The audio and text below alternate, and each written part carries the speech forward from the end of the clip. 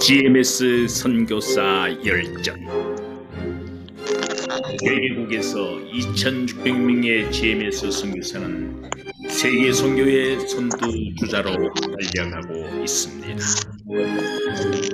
GMS 선교사, 예수 그리스도의 지상 명령을 따라 땅끝까지 선교적 사명을 다하고 있는 우리의 자랑스러운 GMS 선교사. 한국 선교를 책임지고 열방을 품고 세계 선교를 이끌어가는 GMS 선교사. GMS 선교사 열전은 자랑스러운 우리 GMS 동료 선교사들의 드라마와 같은 삶과 사역을 나누며 오늘 또 선교 현장에서 열정적으로 살아가는 GMS 동료 선교사들의 삶의 현장을 찾아가겠습니다. 예, 할렐루야, 반갑습니다. 오늘 선교사 열전을 해주실 윤윤경 선교사님을 소개해 드리도록 하겠습니다. 총신대 선교대학원을 마치시고 전 태국 선교사로 사역을 감당했습니다. 그리고 GMS 한국 외국인 지부에서 활동을 했습니다.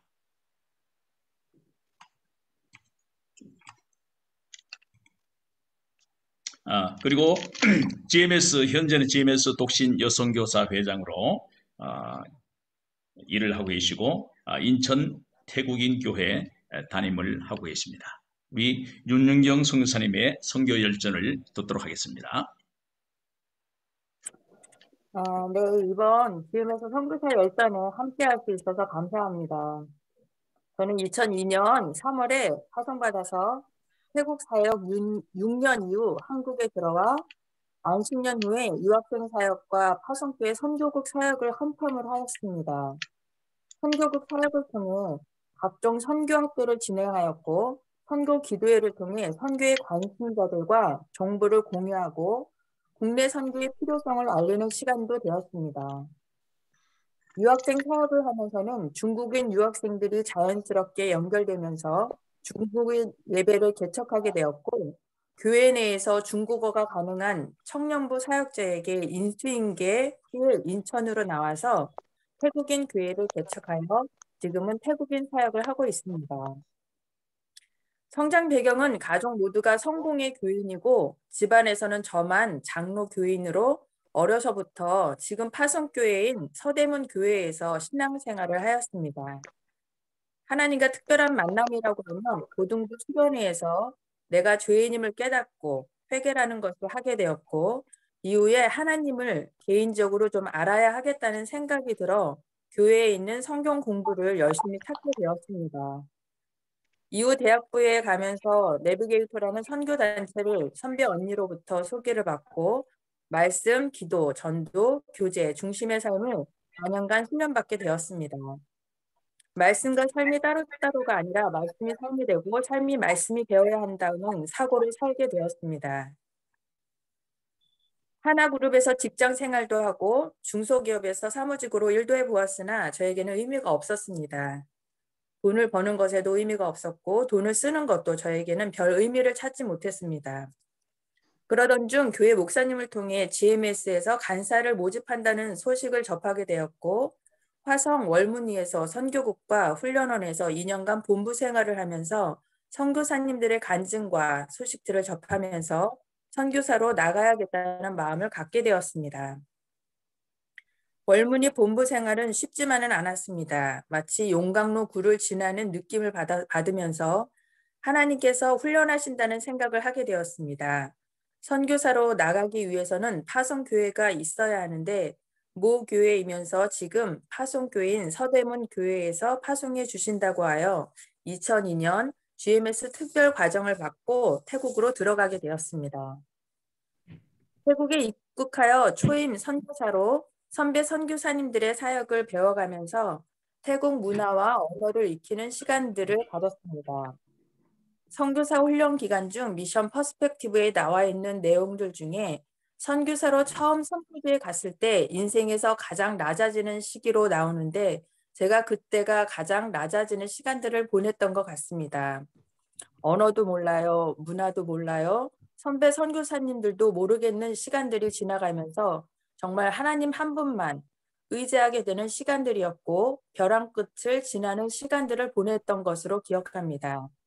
이 벼랑 끝은 언제 끝나는 것인지, 왜 하나님께서 이 벼랑 끝을 오래 지속시키는지 알 수가 없었습니다.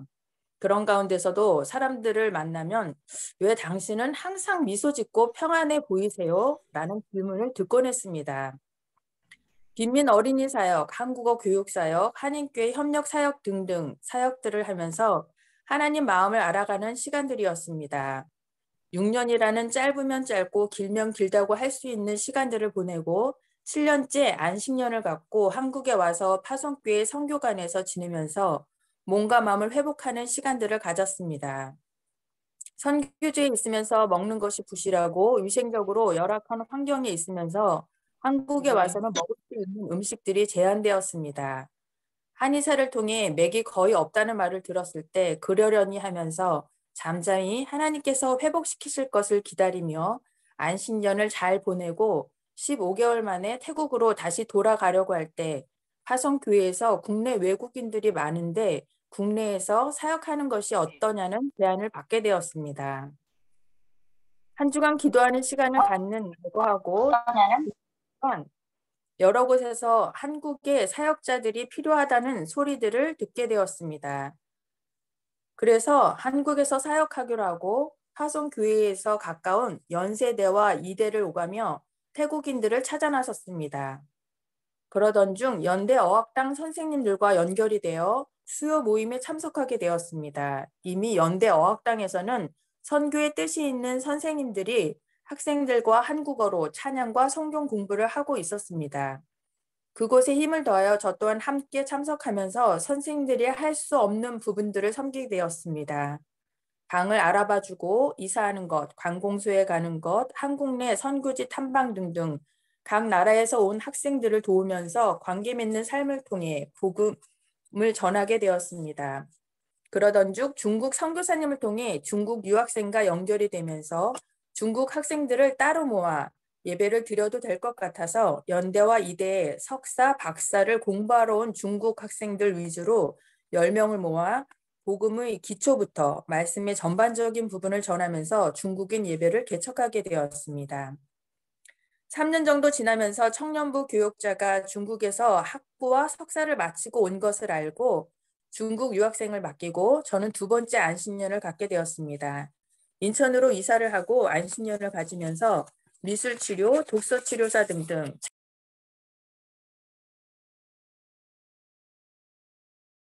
태국에 있는 선교사님으로부터 연락이 왔습니다. 본인 제자가 여자 사역자인데 한국에 보내려고 한다고 받아줄 수 있냐는 것이었습니다. 재정은 어렵지만 먹고 자는 것과 비자를 해결할 수 있으나 사례비를 주기는 어렵다고 하니 괜찮다고 함께 교회 개척을 해보라고 하였습니다. 사실 비공식적인 안식년을 가지면서 마음으로 기도한 내용이기도 했습니다. 하나님께서 태국인 사역자를 붙여주시면 교회를 개척하겠다는 마음이 있었거든요. 2005년 1월 인천 내 남동공단의 공장들을 다니며 태국인을 찾아 나섰습니다. 공장마다 방문하여 태국인이 있냐고 하니 없다고만 합니다. 나중에 안 사실이지만 공장에 태국인이 있어도 어느 나라인지 관심이 없는 사람들도 있고 귀찮아서 그냥 없다고 하는 사람들도 있다는 사실을 알았습니다.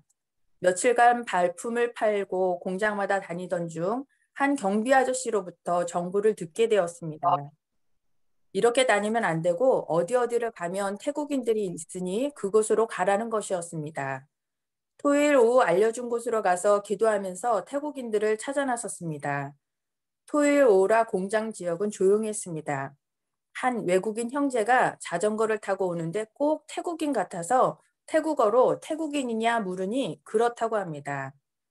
어디 가냐고 물으니 친구 숙소에 놀러 간다고 합니다. 우리도 같이 가자고 하면서 그 형제를 따라간 것이 인천 태국인 교회 시초가 되었습니다. 매주 방문하여 한국어도 가르쳐주고 성경 공부도 하고 음식도 함께 나누며 교회로 초대를 했습니다. 교회로 오게 하기까지 6개월이 걸렸습니다. 이 상황 가운데서도 간증이 있는데 함께 사역했던 태국인 사역자는 야행성으로 새벽 기도를 어려워하는 사람이었습니다. 그런데 복음을 전해도 태국인들이 교회에 오지 않자 본인이 먼저 새벽 기도를 가자고 하는 것입니다. 새벽 기도를 다니면서 만났던 태국인들이 교회에 오겠다고 하고 점점 인원이 늘어나는 것입니다. 태국인 사역자는 1년 반을 함께하고 태국으로 돌아가서 지금은 목사 안수를 받고 치앙라이 교회를 섬기고 있습니다. 한국 내 외국인 사역은 해주어야 할 것이 참 많습니다. 대상자가 대부분 근로자이고 한국어에 한계가 있어 통역 사역이 주를 이루고 있다 보니 24시간 수시로 연락이 옵니다. 지난번에는 밤 12시부터 새벽 5시까지 응급실에서 연락이 와서 통역을 하기도 하고 요즘은 코로나 시대이다 보니 코로나 접종 예약부터 접종, 코로나 확진자, 통역 등으로 분주합니다. 때때로 찾아가서 해결해 주어야 할 것이 있기도 하고 전화상으로 해결할 수도 있습니다. 인천에 있으면서 저희 교회에 한 번이라도 나온 태국인들은 지방으로 직장을 옮기고도 계속해서 연락을 하는 사람들이 많아지고 있습니다. 지금은 아이를 낳아서 기르는 태국인들도 많아지고 있습니다. 예전에 아이가 태어나면 우리 같은 사역자들을 통해 고국으로 보내고 본인은 계속해서 한국에 남아 일을 하거나 산딸이 가까울 때 고국에 돌아가 아이를 낳고 기르는 사람들이 있는데 지금은 코로나 시대이다 보니 비행기도 자유롭게 탈 수 없게 되자 이곳에서 나와서 기르는 것을 선택한 것입니다. 현재 한국 내 외국인들은 190만 명 정도로 여기 태국인은 17만 명으로 중국, 베트남 다음으로 많은 수가 한국에 체류하고 있습니다. 정확한 정보는 우리나라 출입국 외국인 정책본부 사이트에 들어갔으면 통계가 나와 있습니다. 국내 태국인 교회는 24개로 주로 경기도와 인천에 분포되어 있고 광주, 구미, 대전, 천안도 태국인 교회가 있습니다. 사역자들은 저와 같이 태국에서 사역을 하다가 온 선교사님들도 있고 태국인 사역자가 종교 비자를 받아 사역하는 사람들도 있습니다. 장단점이 다 있고 한국에서는 현지보다 외국인들을 도우면서 접촉할 거점들이 많으므로 복음 전하기가 조금은 더 수월합니다. 그렇다고 선교가 쉽다는 것은 아닙니다. 지치게 하는 요소들이 많아 일정 기간이 되면 쉼도 필요하기도 합니다. 사역하면서 일어난 에피소드들을 몇 가지 정리해 보았습니다. 첫 번째 에피소드는 핸드폰이 울립니다. 친구를 통해 선교사님의 전화번호를 알게 되어 전화를 했다고 합니다. 본인과 친구가 병원을 가야 하는데 증상은 다르고 어느 병원으로 가야 할지 몰라 전화를 했다고 합니다. 먼저는 비자가 있는지 물었습니다. 비자가 있는 사람들과 없는 사람들은 다르게 정보를 주어야 하기 때문입니다. 비자가 있는 사람들은 어느 정도 언어가 되고 어느 병원을 가도 쉽습니다. 본인들이 병원을 방문하여 전화를 나에게 주면 언제든지 스피커폰 기능을 사용하여 통역을 할 수 있습니다. 그러나 비자가 없는 사람들은 한국어도 잘 안 되고 어디를 가든 쉽지가 않아 찾아가서 동행을 하여 병원으로 데리고 가야 합니다. 이 친구들은 다행히 비자가 있는 태국 형제들이었습니다. 친구는 소변을 볼 때마다 너무 고통스러워 비뇨기과를 가야 하는데 직장 가까운 병원을 추천해 달라고 합니다. 본인은 치질이 심해 항문과를 가야 하는데 어디로 가야 할지 모른다고요. 그들이 살고 있는 공장 숙소 중심으로 가까운 병원을 핸드폰, 구글 지도를 통해 찾아서 알려주었습니다. 다행히 두 병원이 각 다른 층 한 건물에 있었습니다. 직장에 먼저 허락을 받고 시간을 내어 병원에 가서 전화를 달라고 했습니다. 간 형제가 먼저 전화가 왔습니다. 의사는 수술을 권했고 수술을 하고 하루 입원을 하면 된다고 합니다. 직장에 휴가를 내야 하기에 수술 날짜를 전화로 예약하기로 하고 나왔습니다. 다음에는 비뇨기과에 간 형제는 약만 먹어도 된다고 하여 좀 수월했습니다. 항문과에 간 형제는 회사와 날짜를 조율하여 수술 날을 잡고, 조율하는 동안 형제가 생활하고 있는 공장 숙소를 방문하여 복음도 전하고 간증도 들려주고 기도를 해주었습니다.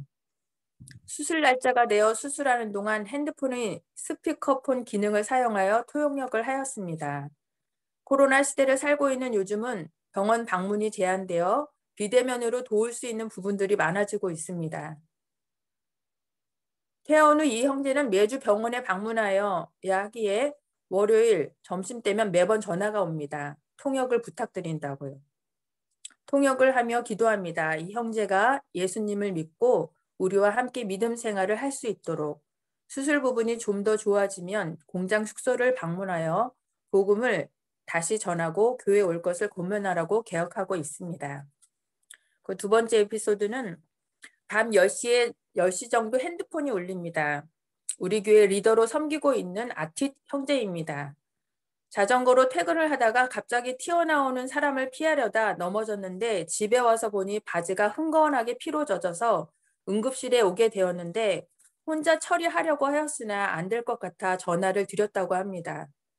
부랴부랴 형제가 있는 나사렛 국제병원 응급실에 도착하니 기다리는 사람들이 많이 있었습니다. 한참을 기다리다 치료를 받으러 들어가니 고환이 찢어지어 대학병원 응급실로 가야 한다고 합니다. 가까운 대학병원을 찾으니 인하대 병원이 있어 아티 형제를 차에 태우고 20분 정도 운전하고 가니 그곳에도 역시 기다리는 사람들이 많이 있었습니다. 접수를 하고 엑스레이, 피검사 등등 검사를 하며 기다렸다가 아주 심한 것은 아니어서 바로 봉합만 하면 된다고 하여 안도의 한숨을 내쉬고 수술실에 들어갔습니다. 커튼을 내려놓고 커튼 밖에서 계속 통역을 하며 수술하는 장소를 지켜야 했습니다. 수술이 끝나고 숙소로 보내주고 또 회사 팀장에게 진단서와 사유서를 보내서 일주일간 근무를 할 수 없게 되었다고 병가를 신청하였습니다. 공장에서 잘 허락이 되었고 봉합 부분이 잘 아물어서 비자 기간 동안 잘 근무하고 지금은 태국으로 돌아가 신앙생활도 잘 하고 있습니다. 한국에 23살에 와서 5년간 이곳에서 지내고 28살에 되어서 태국으로 돌아가는 동안 우리 인천 태국인 교회 리더로 잘 섬기고 돌아갔습니다. 한국에 있는 동안 여러 가지 일들도 많았으나 무사히 태국으로 돌아갈 수 있어서 감사했습니다. 지금도 가끔 연락하며 안부를 묻고 서로를 위해 기도하는 시간들을 갖습니다. 세 번째 에피소드는 핸드폰이 울립니다. 태국인 자매입니다. 공장에서 일을 하다 손가락 3개가 한 마디씩 절단이 되어 친구 소개로 전화번호를 알아 전화를 했다고 합니다. 일단 비자가 있는지 확인하였습니다. 비자가 없다고 합니다. 비자가 없으니 병원에 가기도 어렵고 치료받기도 어렵다고 생각하고 있었습니다. 먼저는 안심을 시키고 병원에 가서 치료받을 것을 권면하고 사장님과 통화할 수 있도록 해달라고 했습니다. 사장님께 전화를 하니 자신의 공장은 영세업이고 이 태국 자매를 데리고 있다가 사고가 나서 어찌해야 할지 몰라 지난밤 잠도 못 자고 힘들어하고 있는 중이라고 합니다. 일단은 먼저 안심을 시키고 공장에 산재보험이 있는지 확인하였습니다. 다행히 산재보험이 가입되어 있었습니다. 이 태국 자매가 건강보험은 없어도 산재보험 처리를 해서 치료를 받을 수 있으니 치료를 받을 수 있게 해달라고 했습니다. 그렇게는 할 수 있는데 그럼 비자 없는 사람을 공장에서 일을 하게 하면 벌금이 나온다고 하는데 벌금은 어찌하냐고, 그리고 본인 공장은 모두 비자가 없는 사람들이라고 하는데 이 사람들은 어찌하고 갑자기 사람들을 어디서 데려오고 오느냐고 합니다. 이 부분도 안심을 시켜드리고 특별히 신고하는 사람이 없으면 벌금도 나오지 않고 일하던 사람들로 그냥 계속해서 일을 할 수 있으니 사고당한 자매가 산재보험 처리가 되어 치료를 잘 받을 수 있도록 해달라고 했습니다. 그때서야 사장님도 안도하는 마음을 갖고 목소리가 조금 풀리는 것 같았습니다. 한참 시간이 지난 다음 연락이 왔습니다. 선교사님 덕분에 태국 자매도 보험 처리 잘 되어 치료도 잘 받고 일을 계속할 수 있게 되었다고 감사하다고 연락이 왔습니다. 그리고 얼마 전에 연락이 다시 왔습니다. 비자 없는 사람들도 병원 보험을 들 수 있는지 하고요. 한국에 비자가 없는 외국인 근로자들이 많다 보니 협동조합처럼 운영하는 건강보험이 있습니다. 한 달에 10,000원 보험료를 내면 얼마든 건강보험처럼 보험 혜택을 받을 수 있습니다. 각 지역의 외국인 지원센터에서 가입을 할 수 있습니다. 이러한 내용을 알려드리니 또 감사하다고 합니다. 외국인들이 한국에 와서 사망하는 일들이 많습니다. 여기에는 원인도 모르고 사망하는 경우가 많아 이런 사람들을 어찌 도와야 할지 기도 중입니다. 내가 사역하고 있는 사역지를 더 열심히 다녀야겠다고 다짐합니다. 이곳 인천 지역에만이라도 이런 일이 없기를 바라면서요.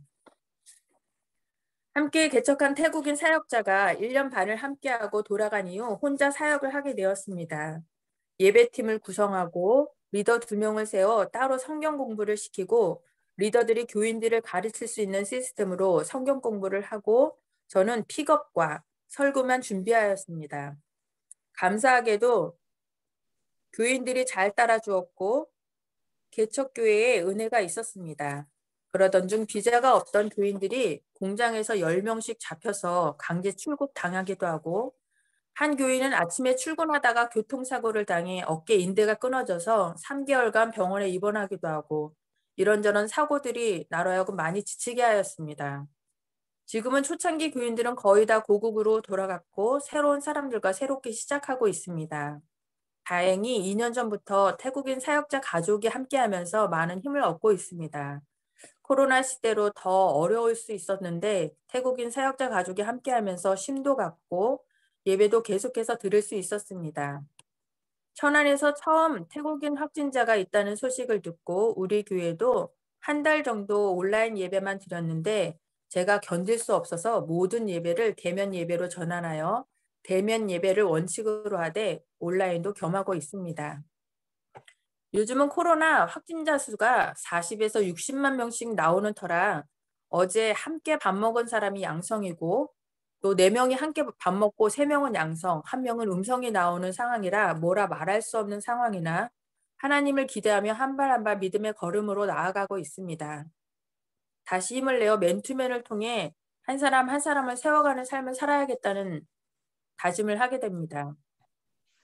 DMS 내에는 독신 여성교사들 120여 명이 세계 각지에서 사역을 하고 있습니다. 지금은 아프리카 오지에서 사역하는 선교사님들로부터 한국 내에서 외국인 사역을 하고 있는 독신들도 여러 명이 있습니다. 20여 년 전에 독신 여선교사회가 구성되어 2년에 한 번씩 독신 여선교사 대회를 갖고 총회를 통해 회장과 임원들을 선출하여 다음 선교 대회를 준비하고 독신으로 돌아볼 수 있도록 하고 있습니다. 많은 회원들이 다른 대회는 가지 않아도 이 대회만은 빠지지 않고 참석하려고 하는 분들이 있습니다. 많은 위로와 격려가 된다고 하시면서요. 2년 전 선교대회를 통해 제가 독신 여성교사의 회장으로 선출되어 지금 회장으로 섬기고 있습니다. 감사하게도 하나님께서 저에게 영혼을 긍휼히 여기는 마음을 주셨습니다. 태국인들을 돌아볼 때도 우리 선교사님들을 돌아볼 때도 하나님께서 주시는 긍휼의 마음이 있습니다. 아마도 하나님께서 저를 긍휼히 여기시기 때문인 것 같습니다. 이번에 부산에서 6월에 독신 여성교사 대회를 준비하고 있는데 하나님께서 함께 하시는 은혜의 시간이 되기를 바라며 준비하고 있습니다. 기억나실 때 기도 부탁드립니다. 감사합니다.